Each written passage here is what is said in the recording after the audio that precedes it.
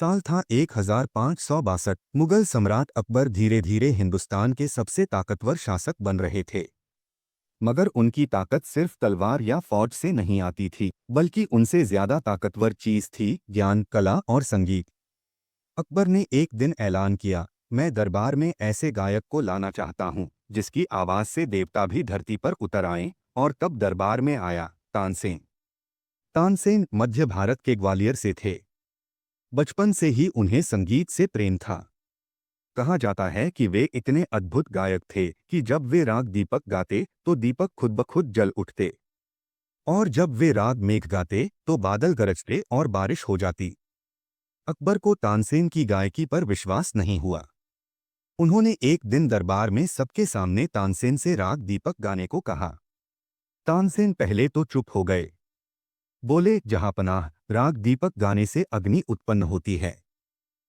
अगर मेरी साधना में कोई त्रुटि हुई तो मेरा शरीर ही जल उठेगा। अकबर चौंक गए, पर तानसेन ने आगे कहा, मगर ये कला का सम्मान है, मैं यह जरूर गाऊंगा। और फिर क्या था, तानसेन ने आंखें बंद कीं और सुरों की ऐसी माला बांधी कि दरबार में दीपक बिना बाती और तेल के जल उठे। मगर जैसे जैसे सुर ऊंचे होते गए, तानसेन का शरीर तपने लगा। ऐसा लगा जैसे अग्नि की लपटें भीतर से निकल रही हों। उन्हें बचाने के लिए उनकी बेटी और शिष्य ने राग मेघ का गान किया, और जैसे ही उनके स्वर गूंजे, आकाश में बादल गरजे और बारिश हो गई। तानसेन की जान बची। उस दिन अकबर को समझ आया, तलवार से किसी का राज दिल जीता जा सकता है, लेकिन दिल जीतने के लिए कला चाहिए, संगीत चाहिए, ज्ञान चाहिए।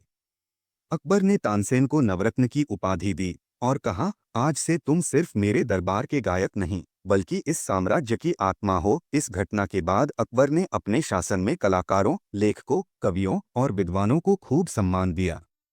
कहानी तानसेन की है, लेकिन सीख हम सबकी है।